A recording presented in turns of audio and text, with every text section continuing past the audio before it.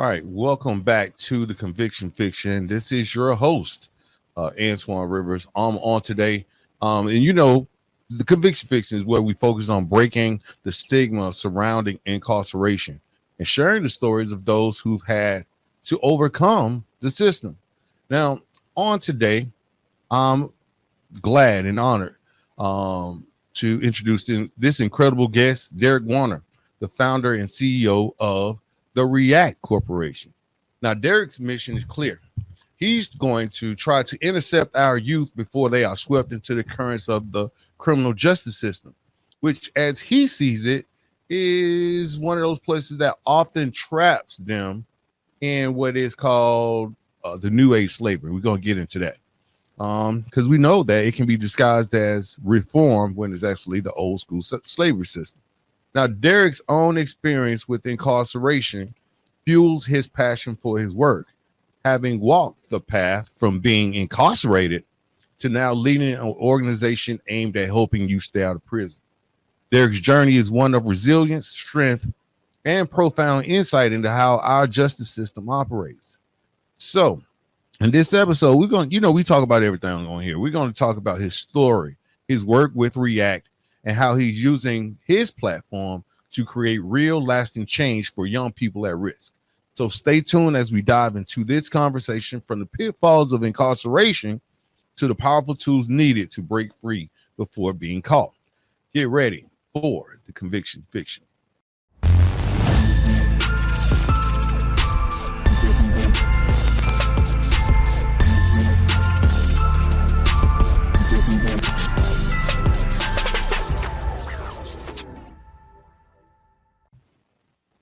All right, so let's go ahead and get into it, man. Thanks for joining us, Derrick. How you doing today, bro? Pretty good, bro. Thank you for having me. I really All right, appreciate it. no problem, man. You've been doing some great stuff out in the community here. Yeah, man. We trying to do what we can to be of assistance in keeping our youth free. Mm-hmm. All right.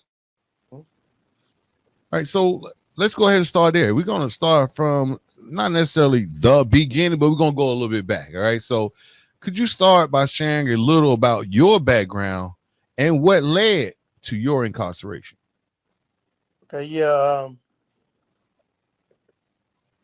I was raised, in the typical household, mother, stepfather, and in that particular environment, there was some unsettled interactions between, my parents or whatever, and as all kids, I was affected by that. So because I felt like I was lacking a particular element inside of that environment, I sought to find that in what we know to be the streets. Just finding people who showed love, but the kind of love that they showed attracted the worst of me rather than the best of me. Mm. And as we know, that's typically how it goes. People associate on trauma. You know what? To be honest with you, people associate on what they have in common. Let me say that. And what we tend to do is we find people who have similar experiences, and that's how we bond, whether good or bad.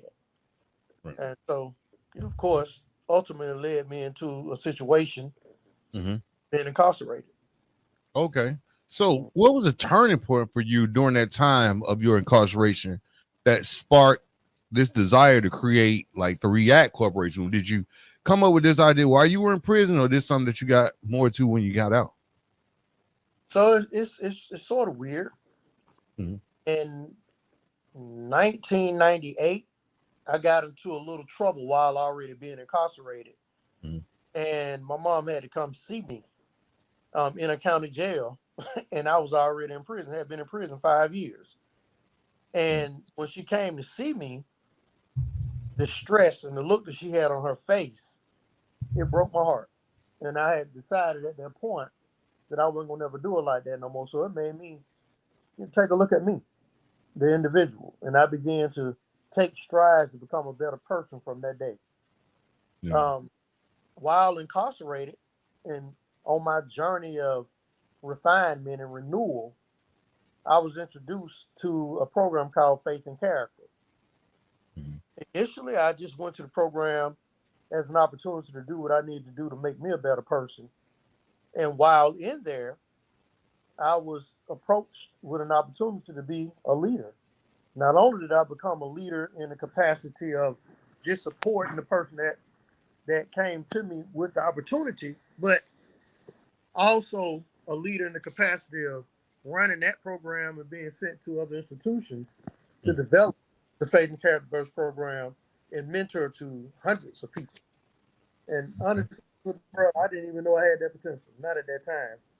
Um, During that journey, I began to learn more about myself and realize that the love and compassion I had as a kid for people was deeper than I even had imagined.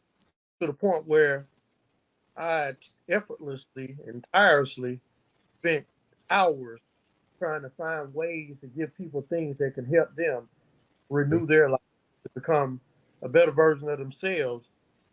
That once they are, once they were released or will be released, they Mm-hmm. could be a husband, a better father, a better son, a better brother or sister or whomever to whoever they felt was close to them. So Yeah. that was the beginning. Okay, because we all know that there's a certain amount of, especially I know for me, when I came to the realization that I can make a change, I can make a difference, I can help, I can lead. Like I think you explained, being found, being found out that you found out that you had the capacity to lead and didn't even know it like that. But overcoming that trauma, especially with the system going on, it can impact your life and your leadership style. Now, going on to the next question, um, with the React, is that an acronym for what does React stand for? Yeah, REACT stands for requital, etching, absolute change together. Okay, that's what's up, and it's preventing youth incarceration. Now, we're going to talk about the vision behind React, a little bit more into the vision and its role in preventing youth from falling into the criminal justice system. So tell us more about that mission. I know you said it keeps kids out of prison, but how does it directly address the needs of at-risk youth? Yeah, so because I've been through that situation, I do Mm-hmm. realize that most people take a turn for the worse because of trauma they've experienced in their lives that have gone unnoticed or undealt with. And Mm-hmm. so I guess the first or the foundation of assisting young men and women with understanding that they're bigger than a suggestion of their peers Mm-hmm. is to get them better understand who they are as an individual internally. And we all know, with the advent, well, now it ain't the advent no more because social media been out a minute now, but social media has this big influence where it basically gives these young, shoot, the older people too, but most certainly the young men and women, an identity for them. And I Mm-hmm. think it's sad that they don't grow up exploring who they are and becoming an individual. And so Instead they of just are, following somebody else. yeah, yeah. And the youth are impressionable. And Mm-hmm. that's just a fact that we have to deal with. And so because we know that they are impressionable, we have to be able to, especially those of us who have a positive way of being an influencer, go to them and help them understand who they are so that they can more love and appreciate, who they've been since birth. And people that are not really with assimilating with the culture. People Mm-hmm. call it having feeling uncomfortable in their own skin. Which in all that actuality, that's what they were created to be. Just Yeah. because they're not the same as everybody else, don't make them bad. Or don't make them an outcast. It just means that they understand who they are and they walk their own path as an individual. Yeah, That's and what. that's interesting, bro. That's an interesting take on things because social media kind of it does rule. It's like that's who raising our kids now. Social media, for Yes. real. So, what are some of the key programs and strategies that you use at React to reach these young people before they get caught up? Now, because we don't have a building, we've Mm-hmm. just been doing community outreach, going out, having an opportunity to discuss what we can do with each individual we come in contact with to strengthen them and help them walk a path of success for themselves. Mm-hmm. But now, once I get the building, the curriculum that I want to start with first and foremost is self discovery. Who are you, the individual? Set aside all these different fads that we follow, the things that you see on the TV, social media, and the music. Like besides all of that stuff, when you get to the butt naked bare minimum of who you are as an individual, who are you? What do you like? And what do you want to do? That's the Mm, beginning. The second part of that is conflict resolution. How do you deal with conflicts? Do you deal with emotional immaturity, or are you capable of making an intelligent decision about what direction you want to go when you deal with a situation? And I think that'll help us, or help them rather, make mm, better decisions rather than getting angry and having outbursts. I often say that if you have the potential to be responsive rather than reactive, you have a great potential of being successful in whatever endeavor you encounter. mm. Yeah. Now that's a very important. Though those key principles: first, self acceptance, knowing who you are, but more importantly, what really resonated with me was the conflict resolution, because Yes, it's always going to be some type of conflict. yes, And I mean, that's in marriage, that's in business, that's in relationships, any type, that's in work. You're going to have to know how to deal with conflict. When things come against you, you need to have some type of strategy and have some type of emotional maturity to make the best decision for you. Now, you yes. did mention going out into, excuse me, in the community. I know you got an event coming up this weekend, but how do you, what other ways do you engage the communities and local organizations in your efforts to keep them out of jail? You actually go to the kids or you meet up with them? How does that work? Yeah, so I go to the kids. I can even schedule a Google meeting. Right. Um, Okay. yeah, in the Google Classroom and other avenues like that. But ultimately, we're seeking to get a grant where we can establish a building where Right. kids in the neighborhood can come.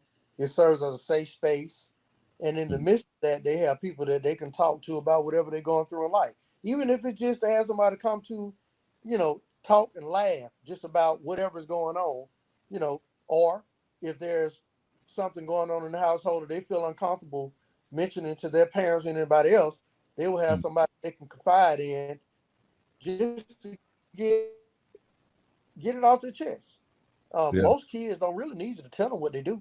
They just want somebody to listen to them talk about what they're going through, and they have a solution for themselves. And in hopes that we could be there to support them in bringing those solutions into fruition.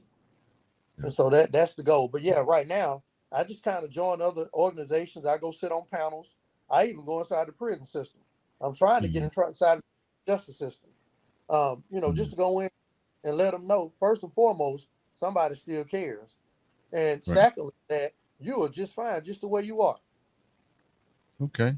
Okay. That's D right there. You're just fine, just the way that you are. Now, Yes, um, I got to get on this one, bro, because when I reached out to you, you said that this system is basically the new age slavery, right? yes, That's what you said, and I got some thoughts and ideas on that. Of course, our listeners have some thoughts and ideas on that. And most of it, I think we're all in agreement that there's a new system that's put in place that kind of can trap you and snare you. Okay, so we're going to talk about your version of what this new age slavery. You talked about it being disguised as reform, but still yes, serving as that form of modern day slavery. What yes. exactly do you mean by this?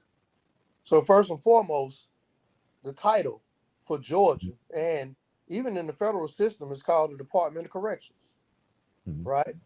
And we know the word, first and foremost, a department is a organization or a segment of the sub society that provides, as they say, correction. So what is correction? Correction is giving a solution to a problem that previously existed within an individual. How do you do that? Hmm. Do you do that by locking them up in a cell with a bunk that's made of iron with a small mattress and serve them food 3 times a day and make them go to a detail where they're not getting paid?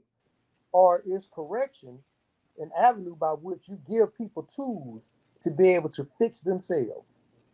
Hmm. Now, because I've been in that system, I know they do offer programs like substance abuse, motivation for change, and things like that.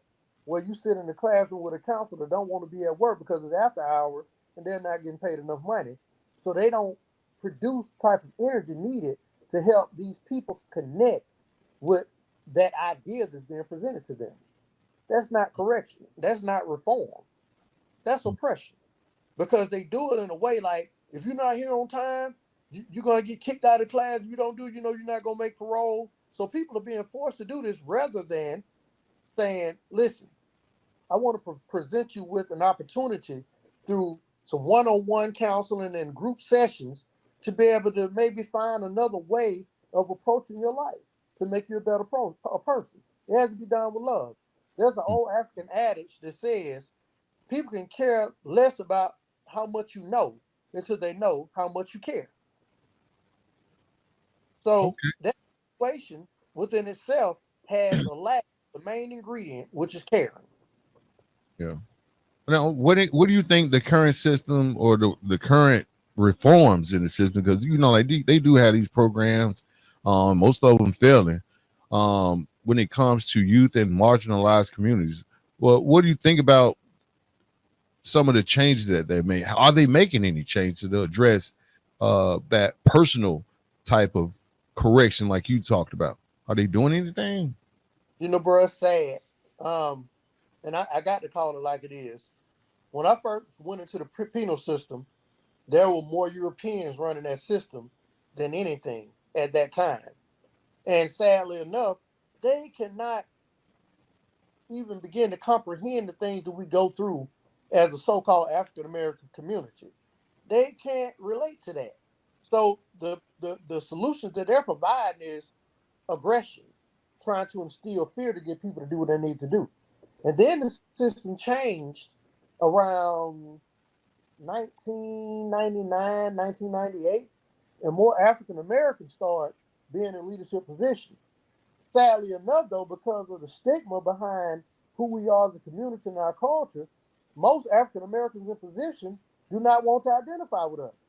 So they're embarrassed to deal with us on the level that they know need to be dealt with, which is with love and care.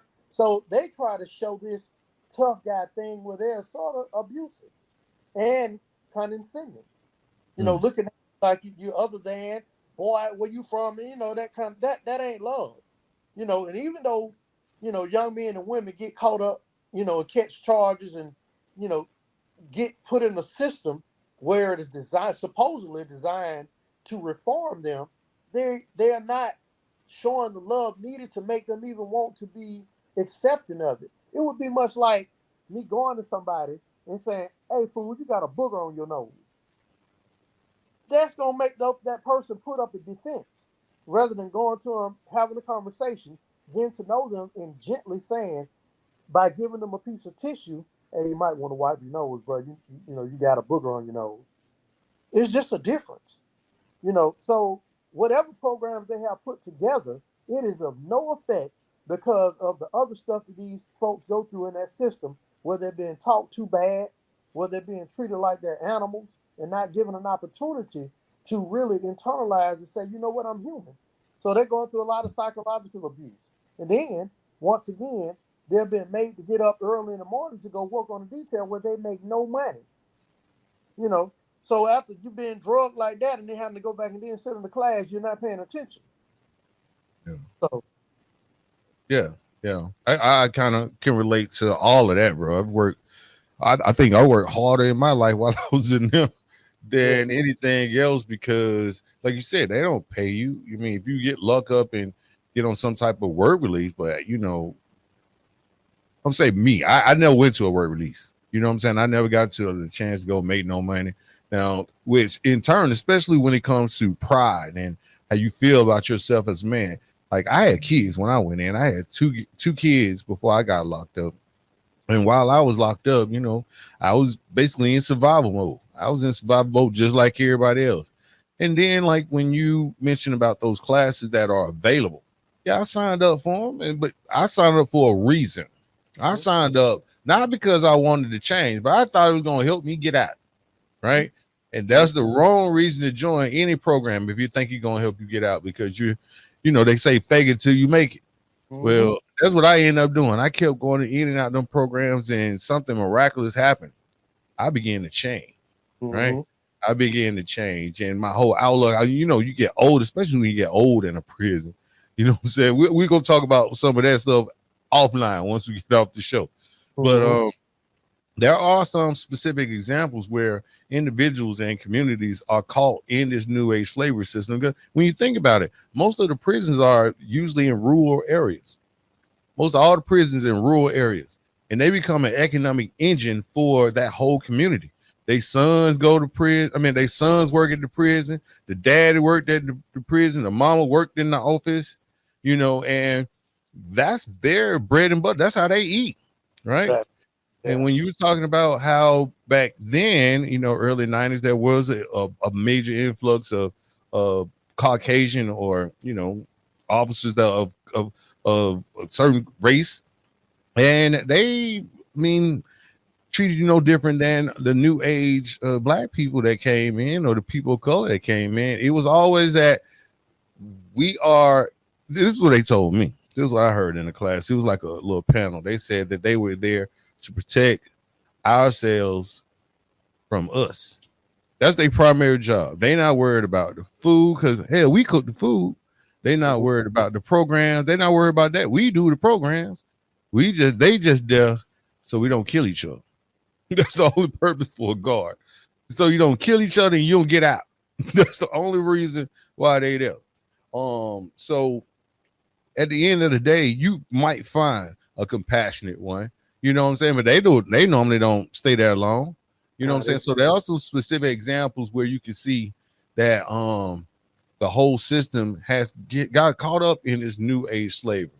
Now, moving on to the next segment, how can we make a difference? That's what we're trying to do. We know of the things that a lot of people that are still in the system, what they're going through, and some of the things that people that are about to go in the system, how they're feeling, what they're going through. So how can individuals and communities play a role in steering the youth away? As someone who's been on both sides of the system, what is one of the most effective ways to prevent you from becoming involved in crime in the first place? Well, starting off, like we were talking about, teaching conflict resolution, teaching about self-awareness, money management, and providing them with opportunities to get plugged in with corporations that are willing to give them an opportunity to become employable. And as well, giving them a trade so that they can even have the opportunity to start their own businesses.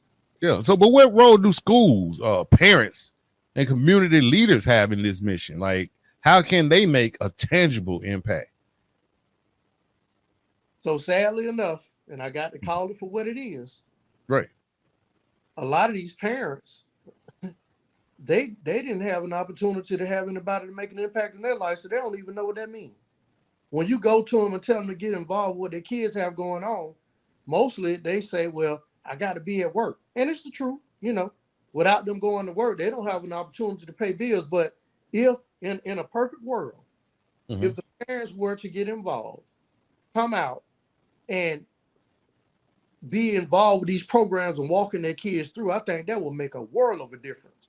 In the world, if the pastor were to leave the pulpit and come down in the community and give out surveys, if just that, to ask the kids, hey, what is it that we as this church body, what is it that we can do and come out to help support you in your success? If the legislators were out of the Capitol from the tables where they make all the laws and see what's really going on in the neighborhood, find out how they can be supportive of the youth, that will make a world of a difference. But unfortunately, for years, we've never seen it. We see them talk about what these kids are doing that's so atrocious. We hear them, beating them down about what they should be doing, but we don't see them out trying to help them gain the tools that they need to become better. And my that is, if you're not part of the solution, then you're part of the problem. Right. Yeah. Okay. All right. That's an excellent answer to that question.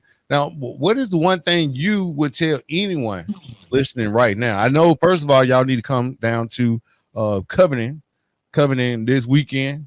You got the address for him, brother? What's the address? Yes, it is. Give me 1 minute. Because you got an event. We're going to have a backpack giveaway, free haircuts. All of that is happening in Covenant, Georgia this weekend, which is going to be Saturday. What was it? Yep. Saturday, July the 26th. Yes. July 26th, Saturday at the down in Covington, Georgia. Wherein kids can come get free haircuts, and everyone need those supplies. And this is one of those things wherein the community can get involved by interceding with a youthful person. Maybe you'll see that kid that you saw doing something that he shouldn't have been doing the other day, and you'll see him at this event with his parents. You can pull up on him and say, "Hey, let me talk to him. Let me mentor him. Let me try to be that bridge to prevent him, or that bridge for him crossing over like a life of crime or incarceration." Right? Yeah. So I'm definitely interested in that. And I know we will be there. The Conviction Fiction will be there. We'll be there to support this event and pull up on our booth. We'll have a booth there, probably do an interview or two, and see how you can help, or what are some of the more practical ways to help our community and the society as a whole. Now, as we wrap up today's episode, we've learned about Derrick. Oh, you got that address, bro? Yeah, so it's 5160 Alcovey Road, Covington, Georgia. All right.